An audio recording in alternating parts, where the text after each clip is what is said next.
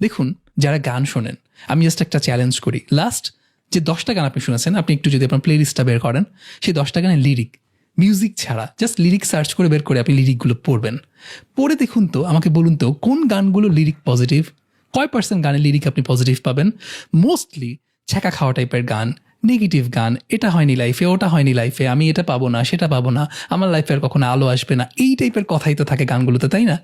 এত দুঃখে ভরা গান, নেগেটিভ গান, এগুলো আপনি কন্টিনিউয়াসলি রিপিটেডলি শুনছেন।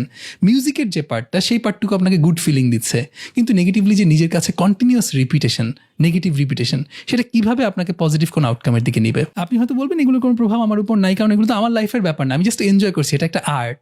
বাট আপনার ব্রেইন কোনোভাবে বুঝতে পারে না কোনটা সত্যি কোনটা মিথ্যা। যেটা রিপিটেডলি বলা হয় সে সেটাই বিশ্বাস করে।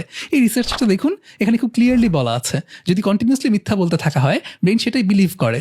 এখন ধরুন আপনার ওয়াইফ খুবই ভালো, আপনার খুব সুন্দর সম্পর্ক তার সাথে, কিন্তু আপনি কন্টিনিউয়াসলি ছ্যাঁকা খাওয়া গান শুনেন, নেগেটিভ গান শুনেন, বেদনার গান শুনেন, যেখানে হচ্ছে ওয়াইফ বা প্রেমিকা ছেড়ে চলে গিয়েছে, ছ্যাঁকা দিয়েছে, বিশ্বাস করেছে, বিশ্বাস রাখেনি, কন্টিনিউয়াসলি সেটা চিন্তা করেন এবং আপনি কন্টিনিউয়াসলি আপনার এমপ্যাথিকে সেটার সাথে কানেক্ট করেন।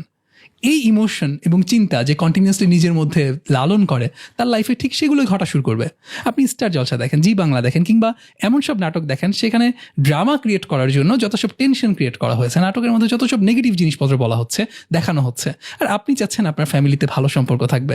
এটা কেমন একটা বাতুলতা হয়ে গেল না? আপনি খাওয়াচ্ছেন বার্গার, চাচ্ছেন হেলদি বডি, সেরকমই ব্যাপারটা। তো এন্টারটেইনমেন্টের নামে আপনি আপনার মাইন্ডকে যা যা ফিড করাচ্ছেন, সেটা দিন শেষে আপনাকে কোথায় নিয়ে যাচ্ছে, এটা কিন্তু প্রশ্ন করার মতো একটা বিষয়। ইনফ্যাক্ট দারুণ কিছু রিসার্চ আছে, দেখাচ্ছে ডিপ্রেশনে যারা ভুগছে তারা যখন নেগেটিভ কোনো গান শোনে, নেগেটিভ মিউজিক শোনে, তাদের ডিপ্রেশনের পরিমাণ অনেক বেশি বেড়ে যায়। পাশাপাশি এমপ্যাথির একটা খুব ইম্পর্টেন্ট রোল আমাদের লাইফে আছে। আমাদের লাইফে প্রতি মুহূর্তে আমাদের এমপ্যাথেটিক হওয়া দরকার, অন্যের অনুভূতি ফিল করা দরকার।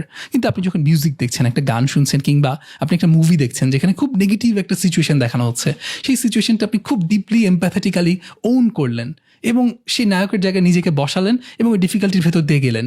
এখানে কোনো সাকসেস দেখানো হয়নি, আপনাকে ইন্সপায়ার করা হয়নি, বরং খুব খারাপ খারাপ সব জিনিস দেখানো হয়েছে, খুব নেতিবাচক সব চিন্তা কথা বলা হয়েছে।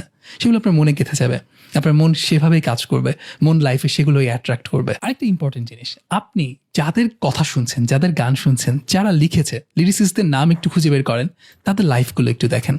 যত বড় বড় স্টারদেরকে আপনি ফলো করছেন, যাদের মুভি দেখছেন, যাদের গান শুনছেন, তাদের লাইফটা একটু ফলো করে দেখেন। ওই অ্যাডিকশন, ওই ডিপ্রেশন, ওই সুইসাইড, সেটা কি আপনি আপনার লাইফের জন্য চান? আপনি বলবেন আমি তো কনশাস, আমি আসলে ওর লাইফ চাই না, আমি জাস্ট ওর আর্টটাকে অনুভব করছি, ওর আর্টটাকে এনজয় করছি। এটা সেভাবে কাজ করে না। আপনার brain, subconscious brain, unconscious brain আপনার কনশিয়াস ব্রেইনের কথা মতো চলে না। আমাদেরকে সাইকোলজিতে ফ্রয়েডিয়ান থিওরির একটা অংশে পড়ানো হয় যে ডিফেন্স মেকানিজম, অর্থাৎ আমাদের লাইফে যখন কোনো নেগেটিভ কিছু ঘটে, ধরুন কেউ ছ্যাঁকাই খেয়েছে, কেউ খুব বিরহের শিকার হয়েছে, সে সেটাকে সবচেয়ে প্রপারলি হ্যান্ডেল করতে পারে যে ডিফেন্স মেকানিজমের থ্রুতে, যেটা সবচেয়ে পজিটিভ এবং হেলদি, সেটা হচ্ছে সাবলিমেশন। সাবলিমেশন মানে কি? আমি আমার যে কষ্টটা আছে সেটা একটা আর্টের ফর্মে বের করে দিব আমার মন থেকে। সো যে রাইটার সেটা লিখেছেন, সে যদি প্রফেশনাল রাইটার হয় আলাদা হিসাব, কিন্তু মোস্ট অফ দ্য কেসে সবচেয়ে পাওয়ারফুল যে রাইট আপগুলো থাকে, গানগুলো থাকে, সেগুলো দেখা যায় তার খুব গভীর থেকে আসা, তার যে কষ্ট সেটা আসা। এখন সেই সাবলিমেশন সে করেছে, সেটা তার জন্য ভালো, কিন্তু আপনার লাইফে সেটা ঘটেনি, কিন্তু আপনি বারবার সেটা শুনে আর্টের নামে নিজেকে সেটা ফিট করছেন এবং নিজের লাইফে সেটাকে টেনে আনছেন।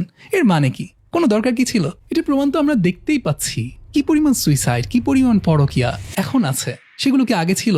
আমরা দেখছি যে ক্রাইম পেট্রোল দেখে একটা বাচ্চা গিয়ে মায়ের রক কেটে দিচ্ছে, কারণ সে দেখেছে যে ওই টিভিতে কেউ একজন কোনো একটা বাচ্চা এটা করেছে। সো আমরা যা দেখি, যা শুনি, সেটাই কিন্তু রেপ্লিকেট করতে চাই। এইটারও রিসার্চ আছে, আপনি দেখেন, যা মানুষ করে, ভায়োলেন্ট গান যদি শুনে, ভায়োলেন্ট মুভি যদি দেখে, সে ভায়োলেন্ট বিহেভিয়ার করে।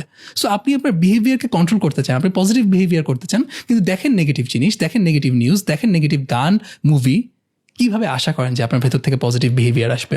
সলিউশনটা কোথায়? সলিউশনটা সেই হাইওয়ের এক্সাম্পলে।